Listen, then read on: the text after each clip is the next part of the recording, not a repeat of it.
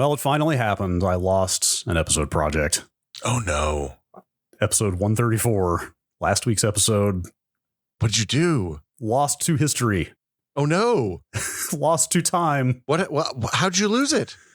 There's an E134 shaped hole in my heart now. Nothing will ever fill it. Brad, what, like, this is a, are we going to have to re-record the episode? My 133 episode long streak of backing up every project for this podcast has been broken. Do you have a shadow volume copy?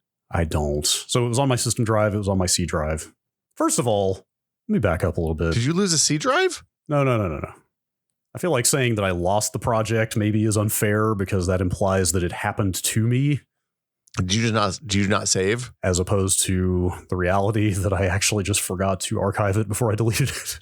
Was it not in your recycle bin? No, I do you not use your recycle bin, Brad? Not very much. So is this a common thing? I have developed the muscle memory of just shift deleting everything in Windows. Well, that'll do it. Which is kind of bad.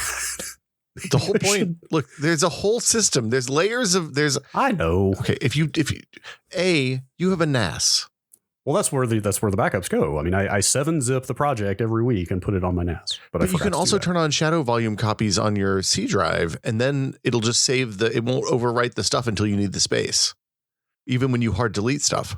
I thought that's how it worked by default. Yeah, it's probably still there. Okay, maybe this is what I want to talk about. I have tried. So the Discord recommended something called Recuva. Yeah. RECUVA. I tried that. That's a terrible name. It's not great. But apparently it's like endorsed by people who know. There's also something called Windows File Recovery now that Microsoft makes. Check this out. It's a command line utility that, as far as I can tell, they only distribute on the Windows Store.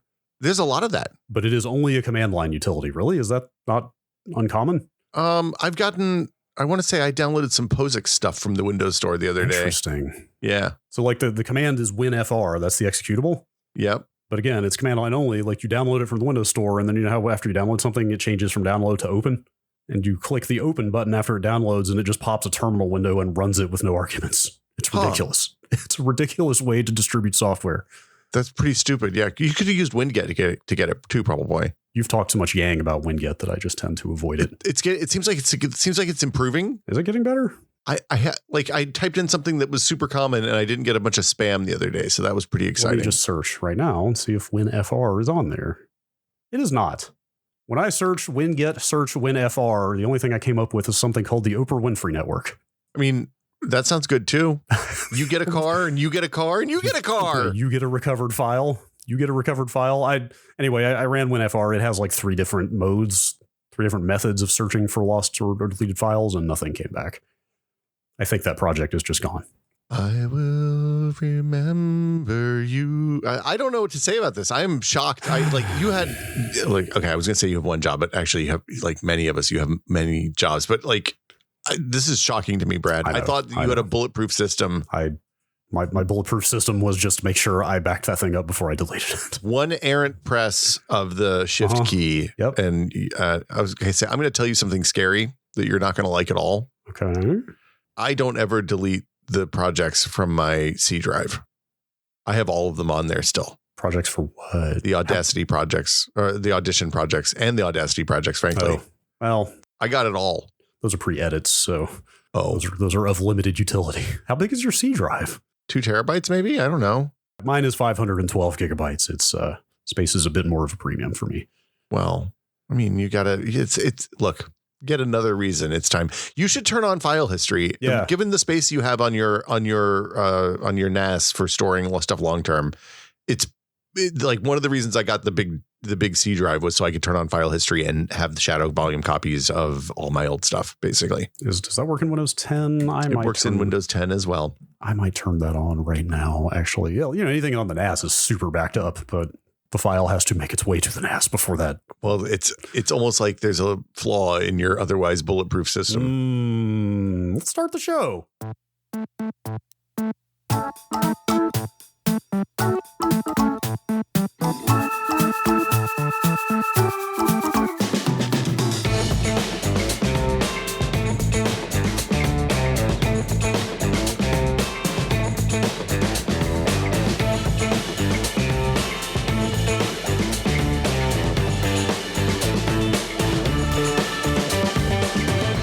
Welcome to Brad and Will Made a Tech Pod. I'm Will. I am Brad. What's up? Why do we keep doing that? They didn't hear any of the pre-recording banter. They don't know what that means. We're talking about 1993, man. Oh, was that actually 93? No, it was 99. I looked it up. It was kind of sad. I thought it was 93. Okay. And then I thought Bud Wise. But that was 95, so that was disappointing. That one was okay. Yeah. The 93 was when I think the Real Men of Genius ads started. If you want to go for your great years in bad beer advertising. I'm looking here. It looks like Bud Bowl 5 was the big Super Bowl 1993. Yeah. Let's see. There was the Jordan versus Bird McDonald's ad. Oh, that was pretty good. That was a good ad. There was the Crystal Pepsi launch ad. Oh, you mean the jump? No, it was clear. Was it right now? Was he right here, right now? Right now. It was right now. Yeah. Van Halen right now. Yeah. Van Hagar, excuse me. Yeah, not real Van Halen, man. Why are we talking about 1993? Well, today's my birthday. Wait, is it actually today? Well, today for them, not today for us. Happy birthday. It's tomorrow for you. Happy preemptive birthday. Thank you. And as has become our new tradition on our birthdays, we open the history books. Yeah. And we go back to a formative year for us in technology. Yes. Yeah. Last year on our birthdays, we each did our birth year. Yep. 1997 and 1979, respectively. Yep. That's right. I enjoy these enough that I would say we should do them more than twice a year. But I'm into that. I mean, we might run out of years if we do more than one a year, though. That is true. Yeah. Anyway, yes, we have waited for your birthday again. You chose 1993, I believe, because it's the year you graduated from high school. It's is that correct? The year that I graduated from high school is like a normal formative year for most people, I think. For me, it's the year that I got on the internet. Okay. Because I went to college. I was part of the Eternal September, which we'll talk about. I see. I went to college and they were like, hey, here's a Vax thing. And then I went and I didn't buy my meal plan and was like, I'm just going to eat garbage for the first half of the year. And I used that money to buy a modem and a sound card. Good choice. Yeah. And then I got on the Vax and I was like, this is cool. I can Archie and Gopher from anywhere and get information from anywhere in the world. It's like a list of FTP sites. I'm meeting people from all around the world. This is great and positive and will never be misused by anyone. Yeah. Well, like literally there were some exchange. I had neighbors who were exchange students from Malaysia and they were using IRC to talk to like family members at home. And I was like, this is incredible. And then I discovered Usenet and like went down. Anyway, it was a good year for me. 93 was a good year. Yes. A fine vintage. Yeah. Maybe the last of the good ones. That's a bold claim. That'll take some extra consideration. But anyway, yeah. We're basically just here to recap some of the. It's a walk down memory lane. Yeah. The big items, the historical factoids. No bummers though. In tech and science of 1993. We had a hard rule this year because look, 1975, pretty good year all around. There was, little badness here and there. You had 3 Mile Island in 79, which is, as nuclear accidents go, pretty good. Yeah. Could have been worse. 1993, a lot of bummers. So we're just skipping those. Yeah.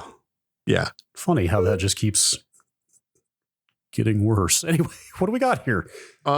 You want to just start at the top of the list and go down? Let's just, these are not in any specific order. We didn't really. They're kind of order of impact, kind of. Yeah. But there's some special stuff separated out into its own little segments. So I did mean to move the file formats from the end because I don't know that ending on. Yeah, but you move. Look, there's still time. The document will update itself. Okay.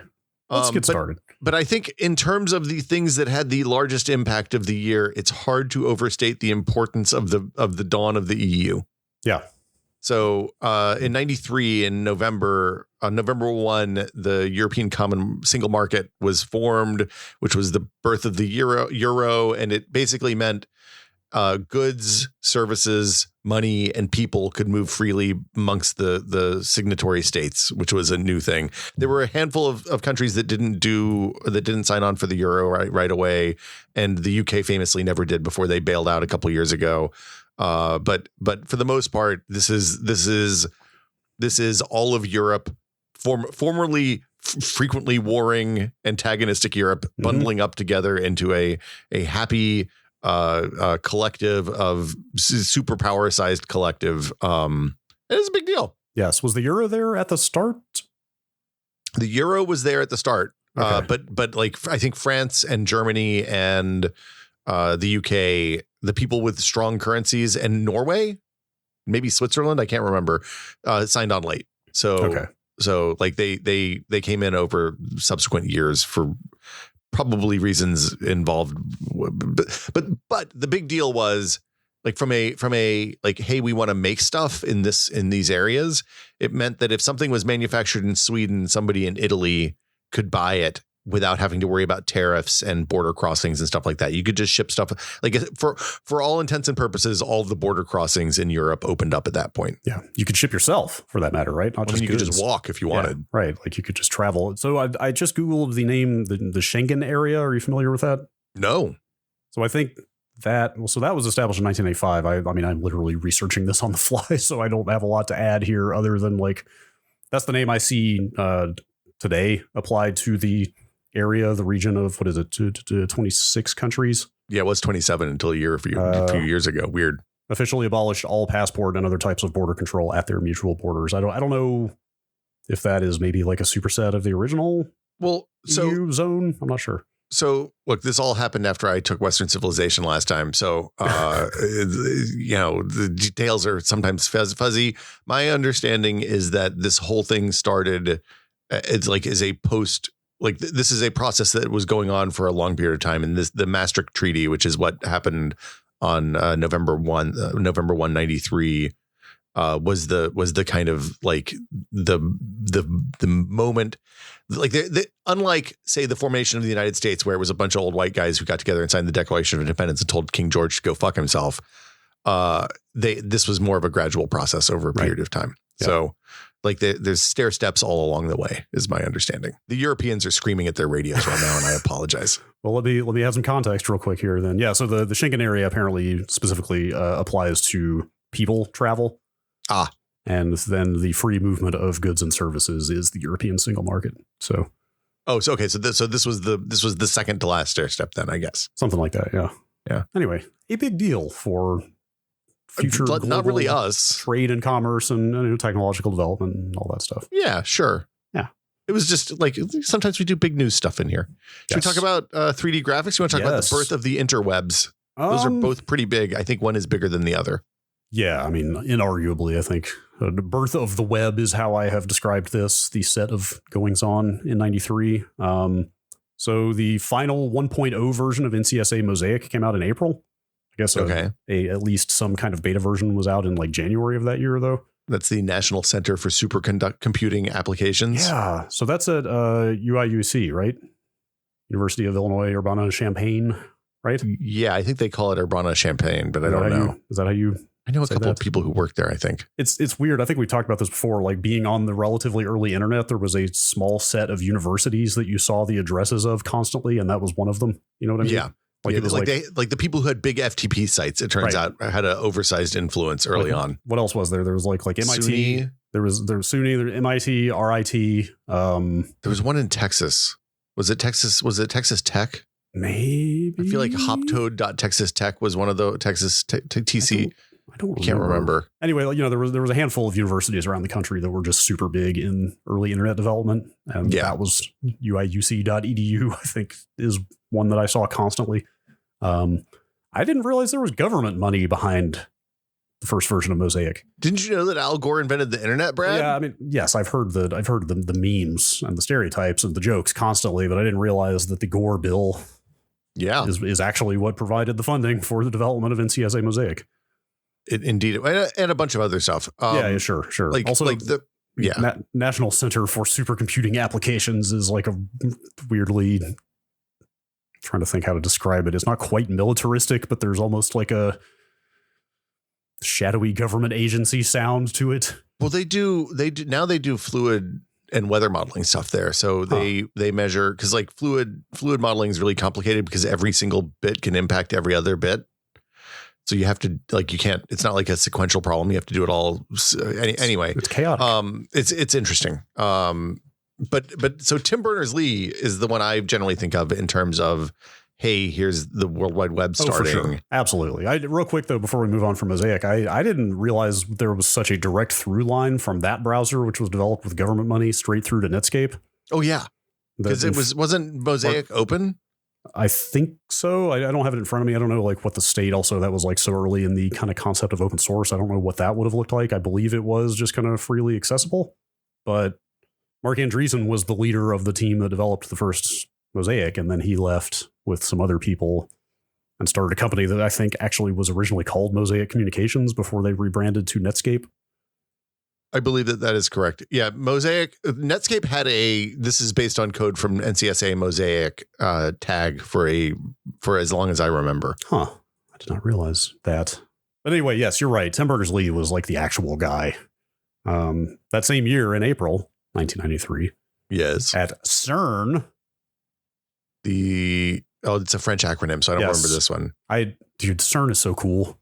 Norm, when I was attested, and the year my daughter was born, Norm got to go to CERN while I was off on paternity leave. Oh, man. And he went to the Large Hadron Collider and did all the stuff there. And I was like, this is literally the most jealous I've ever been of a coworker. Totally. Like, for like work related stuff. Like that's why CERN, I mean, there are a lot of reasons I think it's cool, but among them are that they both invented the web and also have a bunch of particle accelerators there. And like even the name being French makes it somewhat more exotic to me. Anyway, Tim Berners-Lee developed like all of it, like HTTP, the protocol, HTML, the markup language for web pages, the client and server, and all that stuff. Do you put the blink tag in? Was that him? Oh, I don't know.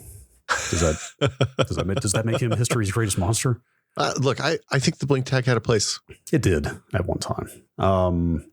So like I found a bunch of different references to like the language, I think from Wikipedia, or this might have been from CERN's own site, was, quote, put the World Wide Web software in the public domain. I'm not quite sure what that means in terms of like opening code or whatever, but it was like free to use from the get-go. Well, so that we talked about this on the licensing episode. It just means that there's no terms attached to it. So like there's no ownership, there's no nothing. There is no license. It's just there. It's for everyone to use, for all mankind. Yes. So all humankind. Yes. It was all built on a Nextbox. Yes. Which I think like I was shocked by. Yes, I don't know where that thing has ended up, but like the Next workstation that he developed all that stuff on is like a piece of history. I thought it was. I think it got auctioned or something. It belongs in a museum, Brad. It probably does. Yeah. Wasn't he like dabbling with NFTs for a while recently? I mean, he worked at Google for a long time. I don't know what he did after that. The interesting thing about the browser, like the interesting thing about this is this is the thing that comes up in the metaverse talk a lot. Is everybody's like, oh, the metaverse is an application, but it's really not. The reason the web took over was it was a protocol that delivered these HTML files via a server, and those, the client, the server, the protocols, and the HTML spec all work together to make this thing like extensible and functional in a way that we hadn't really seen before from web protocols. Because previously, like IRC is a good example, because no matter what IRC client you used, the input and output were the same. It was just a scrolling chat window, right? Yeah. Usenet was kind of similar. People extended and stuff like that. So you could do things like share files and binary files and stuff like that. But fundamentally, you were looking at these posts that were encoded in ASCII and, transmitted as ASCII files across modem, internet connections. I don't know. It was a big deal. The web was a big deal. Who knew? It was a big deal. I found a picture here of that first Nextbox, which, according to the attribution, looks like it may reside at the Science Museum in London now. Maybe? Oh, that's a good place for it. Also, there's a big sticker still on it to this day, written in like pink Sharpie. This machine is a server. Do not power down! ! ! like you think the cleaning crew is going to come in and like literally turn off the web? No, that sticky note is a piece of history. Come on. No. I'm saying why was the sticky notes there? Because like the person who comes in and empties the trash cans at night is like, oh, this computer's still on, I'm going to turn off. Boom. Right. Yes. The web goes dark. I guess at one time that physical machine was the entire World Wide Web. Wow. Well, okay, so I remember using the web in like late 93 using links on a terminal mostly. I like there were a couple computer labs that had Mosaic installed, but there wasn't a lot to do on the web at that point. So kind of it was like a thing you would go to if somebody sent you a link and they were like, hey, you should check this out, and you'd load it up in links and go there. But most of the time was spent on like Usenet and IRC and stuff like that. Yeah. How I know at one point that Tim Berners-Lee maintained a list of all of the websites himself. Just right there on the page. He was the first Yahoo, basically. Sure. I mean, I'm looking at his first webpage right now as we speak. It is still archived on CERN. Yeah, well, but then at some point that became too onerous for him, right? Mm-hmm. Like he couldn't keep up with all the pages, and like there's for me there's a big gap from, hey, Tim Berners-Lee has all of the websites linked on his page, to like the rise of Yahoo and Lycos and Webcrawler and all of those kind of early search engines. Yeah. And I don't know where, like what were people, I don't even really understand what people were using the web for in like early 93 through like probably 95 is when it started to really take off. Yeah. I mean, I would assume it was mostly academia research, stuff like that. That makes sense. Early on. Should we talk about 3D graphics? Yes. I did not realize there were so many formative companies formed in that space in 1993. So this is the moment when all of the stuff was kind of like research was happening. People were starting to split out from the original semiconductor companies and start their own things. And NVIDIA and Rendition kind of was popular because they were the first 3D accelerated Quake. Carmack made the first version of 3D accelerated Quake for like normal computers on the Rendition card later on, But NVIDIA was founded also in 1993 by three dudes who were like, we think massively parallel computing is going to be important one day. And you don't say. And we think that the 3D acceleration, their specific thesis was, we think that video games can be the flywheel that accelerates the development of these highly specialized processors. So, and when I say flywheel in this case, I mean like that they specifically thought, hey, the video game market will buy enough of these. If we make these 3D accelerators good, the video game market will buy enough of these that they will fund the research and development that will get us to massively parallel computing in the next 10 to 20 to 30 years. And it turns out they were right. Yes. I mean, obviously they were very forward looking. I doubt any of this was an accident, but it does still kind of blow my mind looking at NVIDIA now and how many different areas of computing they are actually in that are not just games. Well, I mean, that was the whole point. Right. Like data centers and AI and like lots of other hardware accelerated stuff, right? Like that, like you just thought of them as a video game hardware company for so long that to see them have such a presence in non-video game markets these days. Again, I'm sure that they planned for it, but it was an avowed public goal as early as like 2002 or 2003, right, as I recall. Right.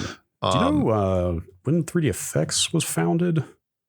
I think it was earlier. Let me find, because I think they were making arcade cards by this point almost. Oh, wow. Later? NVIDIA is older than 3DFX. Oh, interesting. 3DFX wasn't founded until August 94.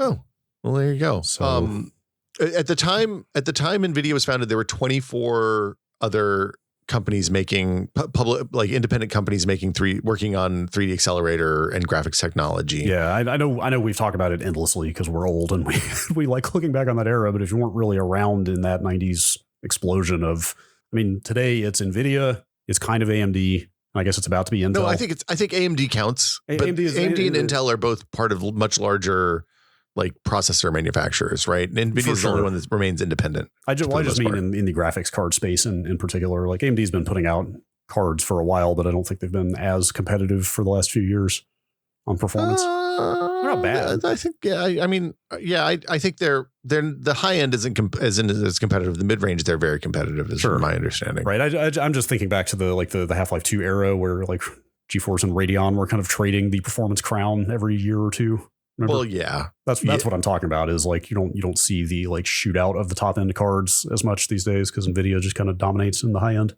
Well, I mean, oh boy, that's a whole episode. But that happened because it became more about managing thermals and like what ridiculous things you were willing to do than about the math that's happening. Anyway, I'm not saying it's like practically applicable to anything. It's more just bragging rights and stuff. But anyway, well, so that those 24 competitors ballooned up to 70 in the late 90s, and then like consolidated down to 3 basically now, 2 or 3 now, depending on how you count Power VR and where they landed and Intel.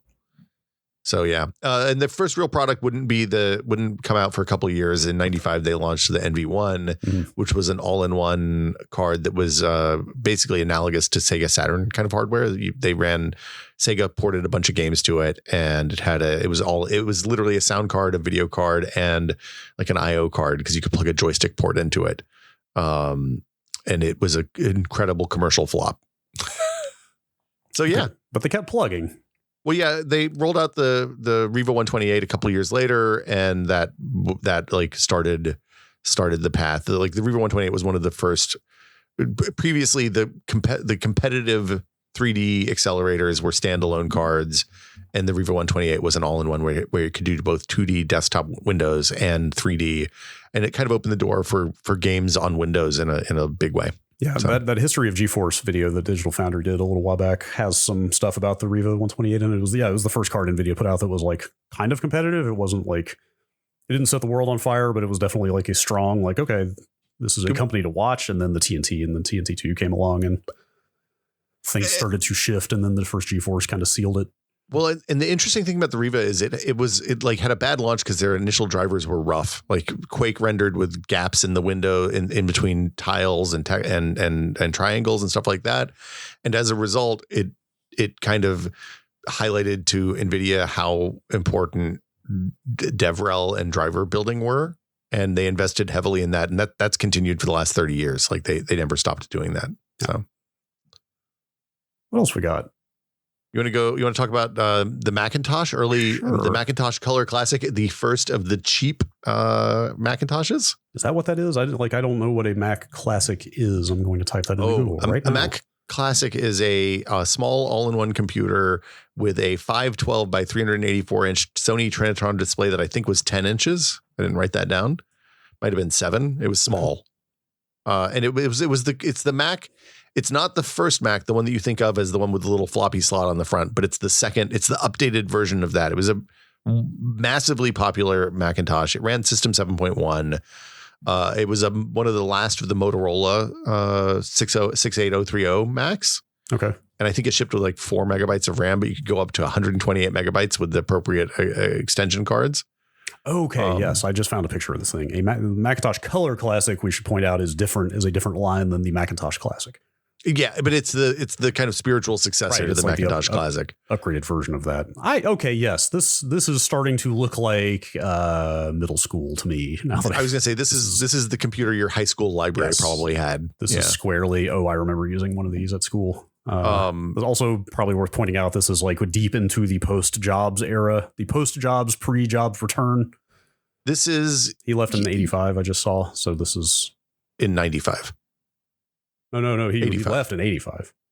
Oh, right. He left Apple in 85. Yeah. He came back in 96, 97. Yeah, 97. So this is like deep. This is verging into that territory where they were flip-flopping CEOs constantly and on the verge of bankruptcy. They weren't. Yeah, this is when they were spending the money that put them on the verge of bankruptcy a few years later. Right. It was $1,400, Brad. Ooh. Yeah, that's pricey. Let's see. I have it right here in front of me. That is over try that again. That is over $2,600 in 2021 dollars. Yeah, it was a cheap Mac and a very expensive computer. Mm-hmm. It was fine. Yes. It was a fine computer. Yeah. My favorite note that I learned about it today is that it had a little cutout on the front where it had the name of the computer was something that was put on in the factory so they could sell it in multiple regions without having to screen print it on multiple times because of the U in the Commonwealth countries. Yeah, that's just a little badge that just snaps right off. It just snaps in and off. Yeah. Remember case badges? Oh yeah. I miss case badges. Really? Yeah, I do. I'm probably good. I may have lamented this before. My parents got rid of our old family computer from the 90s not long ago, which really bummed me out. Oh wow, you should have called that one in. I made a mistake when I said it was okay to get rid of that. Anyway, I was going through some boxes the last time I was there, and I did find a bunch of parts from that era of computers. Like I found my first 3DFX card. Ooh. And somehow the case badge from that very first family computer was stuck to the 3DFX card. So I still have the little vinyl. Is it vinyl? I guess I was thinking vinyl. Was it a puffy one? Yeah, it's like the puffy plastic, like kind of rounded, and it's stuck on the front in the little case badge slot. Yeah, it's funny those, because like you put Intel stickers on those usually, right? Intel or AMD stickers. Yeah, well, at the time, the screwdriver shop, which I finally was able to find the name of again, People's Computers in Asheville. Oh yeah, of course, so, People's. Yes, is so I've got the little case badge from. I also found apparently at some point in college, I thought it would be funny to get a Dark Side of the Moon case badge. Wow, I found that in the box as well. Anyway, I never engaged with case badge culture, I guess. Case badges were cool. I think I also modded a blue LED into my case at the time. Remember when blue LEDs were like very new? Yeah, they were expensive. They're phenomenally expensive. Yeah, like I think I spent, God, I don't know, like probably $10. But like, yeah, it was several dollars at least for this one LED that I wired into my case so it would look cooler. See, anyway. As soon as blue LEDs got cheap, I got a piece of electrical tape and stuck it over every blue LED in the house. God, yeah, remember that era when literally everything had a blue LED in it? They were so bright, too. They seemed exotic, and people couldn't stop using them, and yeah, it was a dark time. Yes. I mean, bright, but also, yes. Yeah, yeah, fair. All right. Formats? Oh, everybody loves a good file format. What you got? Standards? Codecs? Look, all of these things, these are all hot words for me. Should we burn? I've got a bunch here. Should we just burn through all of them? Look, man, you're driving. Okay, the MPEG-1 spec was published in 1993. Oh, yeah. It's a compact disc video, very popular in Europe and piracy scenes, not so much in the United States, as I recall. Yes. Apparently, it was designed to compress VHS quality video. Like that was the objective, was obtain or achieve VHS quality video at 1.5 megabits per second. Wow. And then, I mean, I guess that was basically that was like kind of the dawn of digital TV, right? Like that was when they finally were able to compress, encode video in a way that you could distribute over cable and satellite and stuff like that. Well, so I feel like the cable boxes stayed analog for a long time, but maybe the DirecTV boxes of that era. I think the DirecTV boxes were all MPEG 2. That's probably right, because like MPEG 2 is also what DVDs use, right? Like that was I think MPEG 2 a much wider, a more widely adopted standard. But the point is, like, this is the beginning of standardization that would lead to all of that. Well, yeah, it's the precursor format for like everything that's like H.264 and all. I mean, the math isn't the same, but like in terms of lossy digital video compression, this was the beginning of it. Yes. from a consumer perspective. Speaking of lossy compression, I love a good lossy compressor. Mm-hmm. The MP3 format was also published in 1993. Brad, tell me about psychoacoustics. I don't have much to tell you other than I think they subtract the stuff that most people can't hear. Yeah, there was a lot of interesting research done about what you can and can't hear, and then they built a couple. Fraunhofer, right? Built some codecs on that. Dude, I tried to make sense of the Fraunhofer involvement in MP3 and just gave up at some point. Okay, like there were a bunch of different bodies originally involved in defining the spec, but then like, you know, 10-15 years of running into Fraunhofer copyright on everything that used MP3 and stuff. You know what I mean? I don't know how they came to solely control this format. I wonder if it was that they were the last like stick in the mud. Everybody else signed co-licensing agreements, and Fraunhofer was just like, no, pay me, man. That might be it. I don't know. Like I said, it was too complicated to make a lot of sense of. It's weird to me that we still, because okay, so one of the things is they're like, okay, if you part of the idea here is that these frequencies will drown out these other frequencies. So if you have these frequencies, you can just X out that data, which turned out to not be true in a lot of cases. Mm-hmm. Like one of the reasons MP3 kind of the quality kind of sucks is that you actually lose subharmonics and stuff that people can detect, even if they don't necessarily realize they're detecting them. But for some reason, we still like, I can go to Amazon right now and buy a bunch of MP3s. Why are we still using MP3, dude? Next year, it will be 30 years old. I mean, look, I can still take a file that I download from Amazon and play it on my Diamond Rio PMP 300. Maybe. I don't know. I probably can't. I think I need a parallel port to use that thing. So I probably can't actually use that. Dude, AAC is like 20 years old now. Why are we? Yeah. Madness. Yep. Madness. I download a lot of game soundtracks from Steam. Yeah. All MP3s. It's changing. It varies. Okay. I actually wonder if Steam has maybe started standardizing this, because the last several I have gotten have all been the exact same contents, which is one folder of tagged MP3s and then another folder of untagged waves. Oh, that's nice. Like they're all doing that now, which makes me wonder if maybe Valve has finally mandated that. Because in the past it would be like, oh, this one might be MP3, this one might be FLAC, this one might be both. Like it was very much up to the composer, I guess. But well, part of it is that the Steam Music Player only plays certain formats, I think, right? yeah, that might have something to do with it. But I appreciate the inclusion of lossless. You might be surprised to hear. Look, I ripped until I finally gave up and started subscribing to Spotify or RDO originally. I ripped CDs still for a long, long time. Yeah, I have ripped all of mine. Anyway, you want to talk about PCI cards? Yes. Brad, do you remember? You are too young to remember this. So my very first computer was a Wang with a VL bus card slot, which was a high speed like CPU interconnect slot, and then ISA slots. So the old the sound card slot in the old days, right? As a matter of fact, what you just described also describes our very first family computer, because that's exactly what we had. Was a knockoff 486 with a VLB slot and a bunch of ISA. ISA is what we always called them. I don't know what people actually, Or I think for a while I said ISA as if it was Visa without the V. Look, I was like 13, man. Come on. So before that, though, people would build special slots that would directly connect to your CPU. So like on Apple IIs and old Macintoshes and early PCs and stuff like that, you had this weird slot that only worked on the one PC, usually one brand of PC that would like slot in and give you a high speed connection directly to the CPU. PCI was basically designed to make that kind of high speed connection universal. So it would connect. They were parallel. They would connect directly to a shared bus that was usually integrated in the North Bridge at that point. The North Bridge being the thing closest to the CPU that connected memory and CPU and I think storage. Maybe I think storage was maybe in the South Bridge back then. I can't remember. But it was a 32 and 64-bit spec that ran at 33 megahertz or 66 megahertz for a maximum throughput of 533 megabytes per second, which is kind of funny when you think about it now, because like your internet connection's faster than that. Mm-hmm. But the other huge thing about it was it auto configured. So there was space dedicated to the PCI Express bus on the CPU registers in the memory, and the PCI Express controller PCI controller knew enough to configure like DMA and memory address spaces and stuff like that for it, without you having to flip dip switches and without you have it also enabled sharing. Like bandwidth sharing, so one device that was a bandwidth hog wouldn't saturate the bus.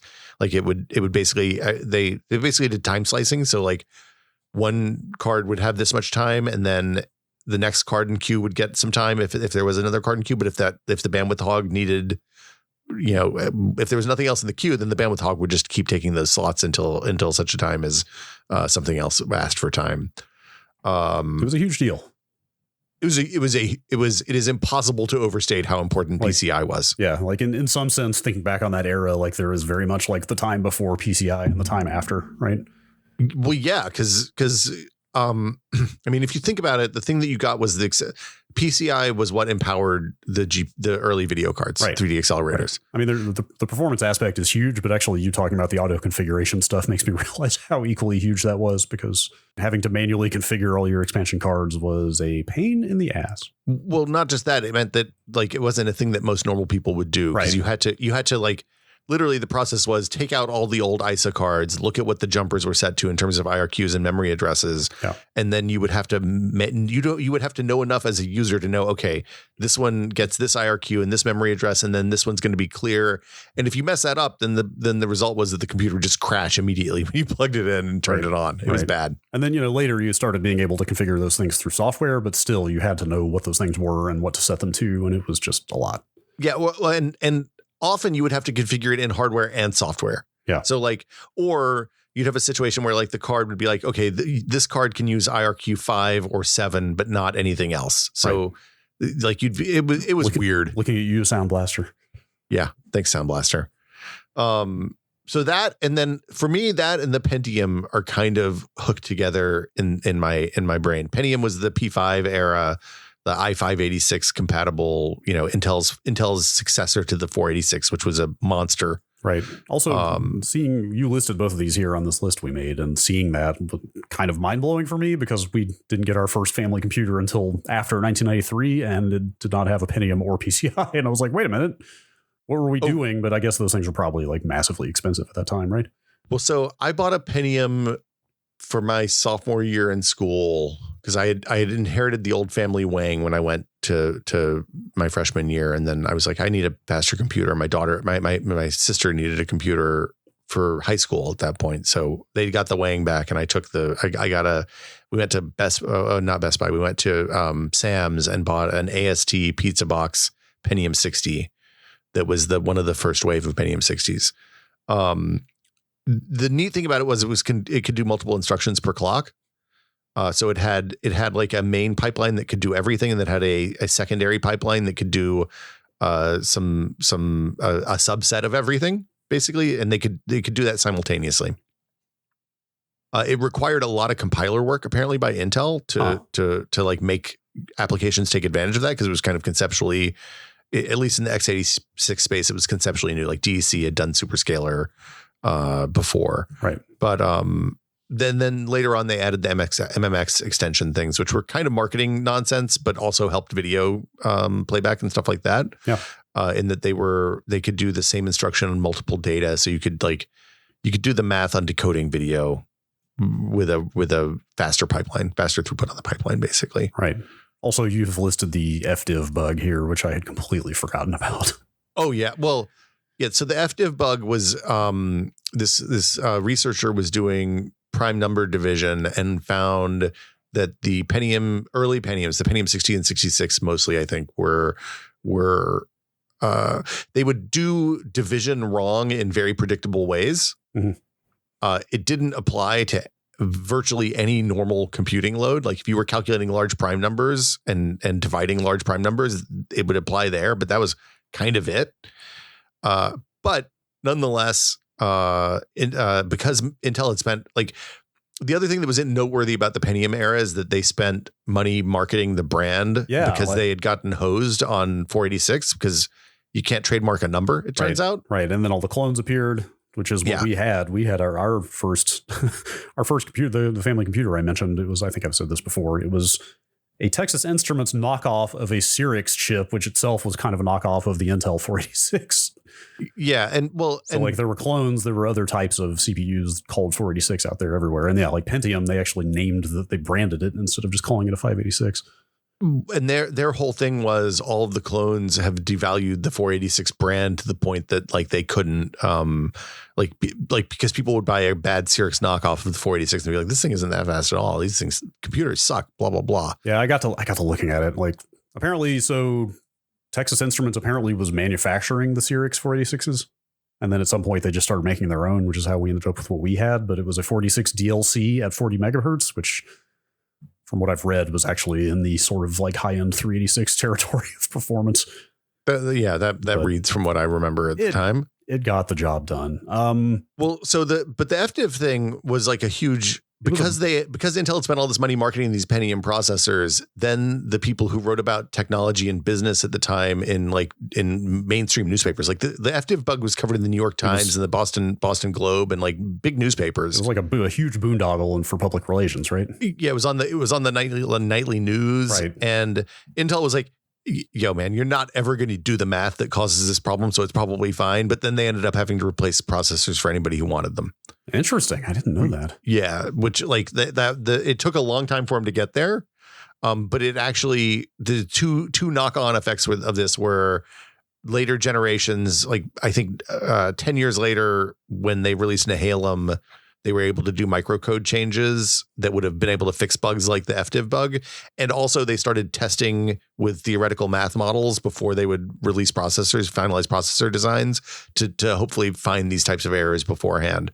And then the other thing that came on to was the way they handled like recalls, because they actually had a recall plan after this, because this went so poorly. What do you want to do now? You want to Let me shift gears here a little bit. Okay. 1993 was the year that Jurassic Park was released. Oh, yes. The dinosaur movie. Eh? Yes. I meant to watch it last night. I got about halfway through it and fell asleep, which is not a commentary on the movie. I think the movie still holds up pretty well. I find, having rewatched it fairly recently, the CG especially is still stunning. Some of it, like that first reveal of the Brontosaurus, like it's the classic scene, Sam Neill like takes his glasses off and ruffles his hair. He's so taken aback or whatever. But like, it was like kind of shocking how well, and a lot of the T-Rex scenes too, like some of that CG, like shockingly still effective for how old it is. Well, so the story on Jurassic Park is that Spielberg wanted to make Schindler's List, and Universal was like, "Yeah, you can do that, but you got to make a dinosaur movie. You got to make this dinosaur movie first." Really? Yeah. Are you? It's not a joke. I have to look this up. That sounds insane to me. Like, look, he had to be goaded into making. No, he wanted to make it, but he wanted to do them in the other order. Oh, okay. So they wouldn't agree to the budget that he wanted for this until and the budget he wanted for Schindler's List until he signed up to do the dinosaur movie first. They got in a big bidding war for the script because Michael Crichton, before the book was even out, like the movie people were like, we got to make this movie. And so Spielberg was like, I want to make like a movie that's like a monster movie, like Jaws, same kind of vein. And he put together a team, Stan Winston, who did the puppets, like the life-size Tyrannosaurus Rex head and stuff like that. ILM did VFX, and he brought in Phil Tippett to do stop motion for the wide shots, for the big shots of dinosaurs and stuff in the background. Phil Tippett animated did stop motion work for Starship Troopers and a bazillion things. He did the hollow chess in Star Wars, I believe. He did the AT-ATs, and he did the animation for the AT-ATs in Empire Strikes Back. It's like a stop motion legend, basically. He is a stop motion legend, yeah. But so are you saying there was originally going to be no CG in Jurassic Park? That it was all going to be stop motion because I feel like the movie would be remembered incredibly differently if it had not had the like incredibly impactful CG that it did. So originally the plan was to do all stop motion, and Tippett was going to do the stop for the wide shots, puppets for the close-ups, and that was it, right? So they did the animatics and they did the first mock-ups for the wide shots of like the brontosauruses and the dinosaur herds and stuff like that, and they were like, "Oh, this isn't going to work." And one of the folks from ILM was like, "Hey, I think we can do the dinosaurs and computer animated." So they did the first animatics of the skeleton for the T-Rex, and they were like, okay, this can probably work. Let's keep going on this, blah, blah, blah, blah. They brought in a paleontologist to be the dinosaur consultant. So they didn't have, which is where all like the 1993 modern paleontology of the, dinosaurs being more avian than reptilian and stuff like that came from. And Phil Tippett and Spielberg were looking at the animatics come back at one point. The computer animatics come back, and Spielberg said to Tippett, "I think you're out of a job." And Tippett replied, "Don't you mean extinct?" And they literally lifted that and put it in the movie. Wow. Like Spielberg liked that so much they put it in the movie. That's incredible. So Tippett's credit on this is Dinosaur Wrangler. Huh. Okay. They brought in the folks that were going to do the stop motion to supervise the animation and make sure that it looked like, because one of the things that stop motion animators are traditionally really good at is making things look like they behave like normal, like animals and like real creatures. So they did that. A lot of those stop motion animators learned to do computer animation as a result of this, and they worked with ILM. So ILM did the renders, and Tippett's folks did a lot of the animation, and it was a real and they were rewarded massively in terms of commercial success because it was the highest grossing movie until Titanic came out. Was it really? And, oh yeah, and then they released it. They re-released it at the 20-year anniversary. It became the oldest movie to have $1 billion gross at the box office after that 2013 re-release. I knew it was big. I knew it was like biggest film of the year easily. I didn't realize it was the biggest film of all time until Titanic. That's for a long time. Yeah. Wow. I think of it as kind of the dawn of the CG effects driven blockbuster. It is. It's making making determinations like that is incredibly arbitrary to the point that it's kind of useless. I mean, also true because I also think of Terminator 2 as the first really resounding use of CG. But then even as I say that, I think The Abyss had stuff that was also super impressive. But I don't know. Like T2 in my mind is the one that made a ton of news for its use of CG. And then Jurassic Park came along and was like the entire movie was sort of, I started to say propped up by it, which is not what I mean, but you know what I mean? Like I said, Jurassic Park would be a very different movie without the CG. Well, I was gonna say the thing about Jurassic Park is the CG was good enough that you didn't really think of it as being CG. Like when you watched The Abyss and you saw the tentacle, or you watched Terminator 2 and you saw the metal man, like those things were like, oh, that's a cool. I've never seen anything like that before. But then the tagline is, you'll believe dinosaurs are real. And like it played. Like I saw Jurassic Park the weekend it opened at the Uptown in DC, which is like a big Cinerama theater, you know, a 80-foot screen or whatever. And people gasped. Like the reaction wasn't like cheering and woos and all that. It was like, these dinosaurs look real. Like the T-Rex chase scene in the car, the Brontosaurus reveal, like all of that is so good. And they blended, like Stan Winston's puppets are incredible. The puppets that he made for the Velociraptors are awesome. Like the whole thing is it's Spielberg doing some of his very best work. Like that period with that and Schindler's List and I mean even Hook. Hook is, oh boy. Look, Hook has problems, but I love Hook. Anyway. Yeah, watching it last night reminded me of that particular Spielbergian mode that is very, like, what's the word I'm looking for? Like, it's very theatrical.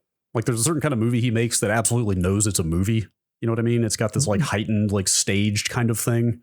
Well, I mean, so when you look at like how the book changed, because Crichton wrote the first draft of the script and then they handed it off and Spielberg did his thing to make it more human.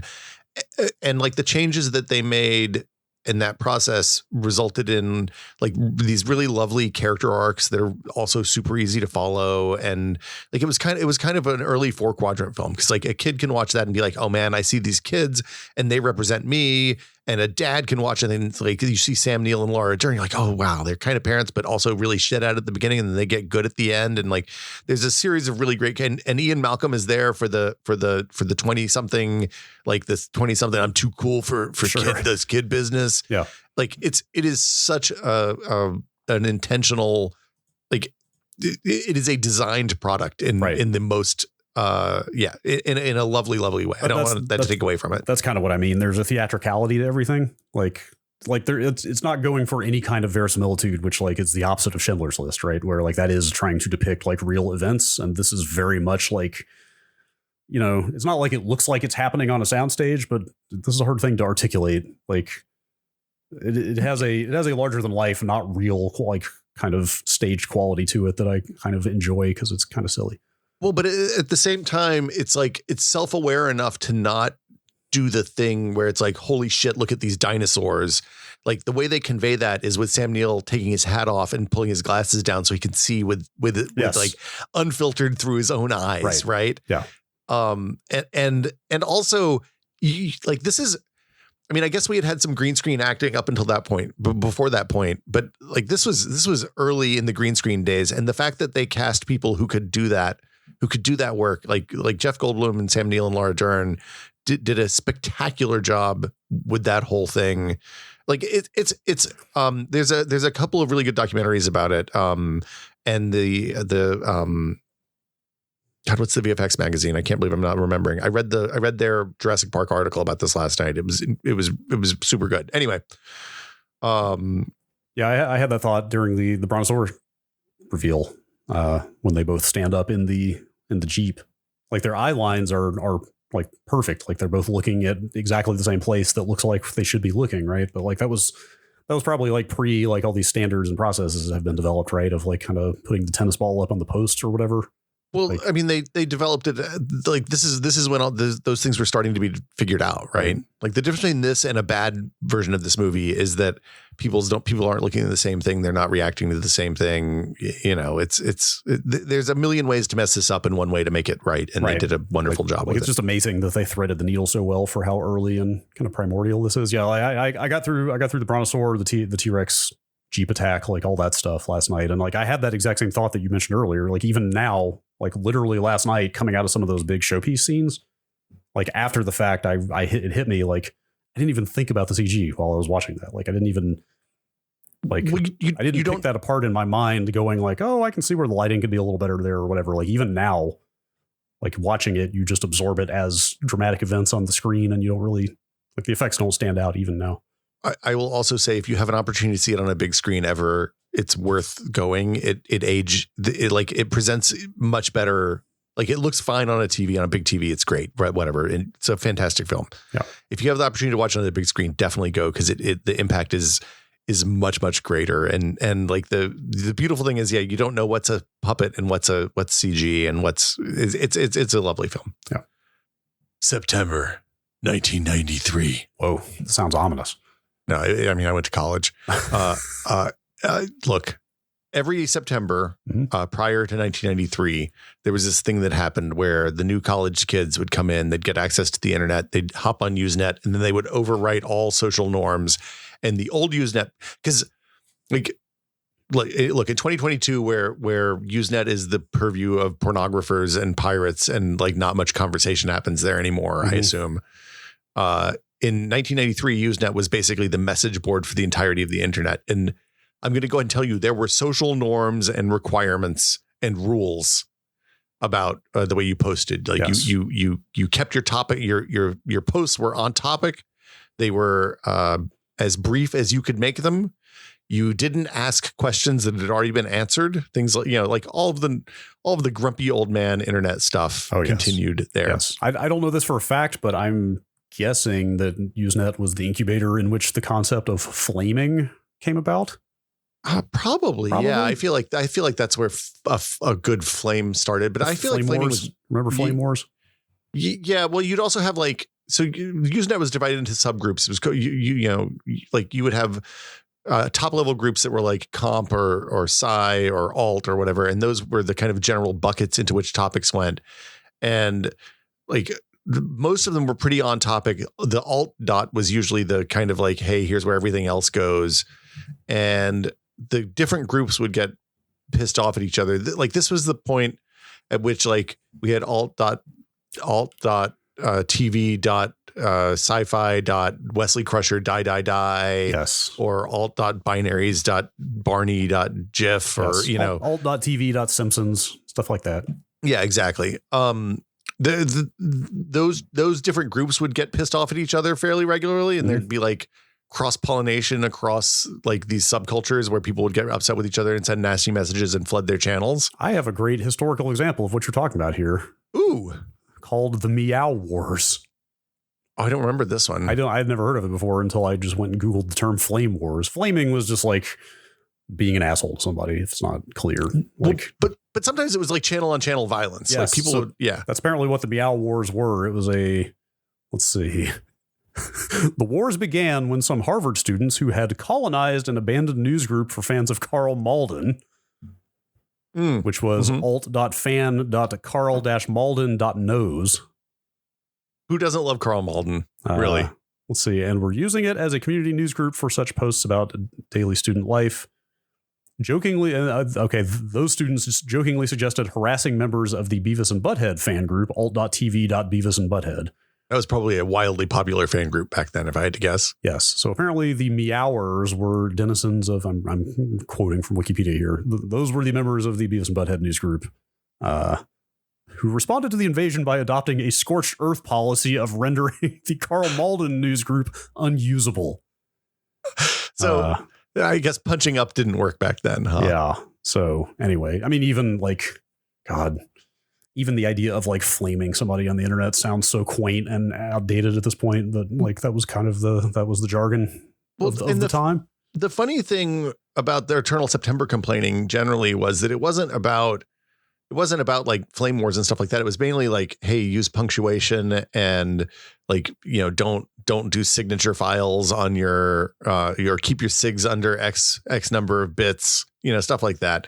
So every September, the new kids would come to college and they'd jack up the Usenet for a few weeks or a month. But in 1993, it never stopped. because access to the internet started growing. CompuServe and AOL later in the fall and spring, respectively, I believe, added Usenet access to their online services. And from then on, basically, the internet has been a free for all. So we're still in eternal September, as near as I can tell. It never ended. That's what eternal means. It turns out that it does. Brad, we're at a break point here. We are. We have been talking for an hour about this apparently more formative year than I realized. Yeah, let's see. We made 3.5 pages of notes for this episode, and we've only gotten through page 1 so far. So we're maybe going to make this a two-parter. I think we should make this a two-parter. We should come back next week and do 1993 part 2. Yeah, we got all kind. God, there's I did a whole space section here. We even talked about the Newton. The Newton.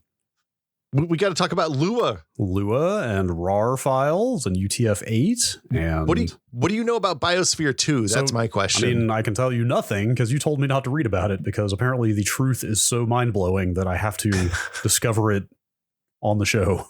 Like many things, it was unexpected and unknown what actually happened. So we'll come back and finish 1993 part 2 next week, I guess. Yes. Gosh.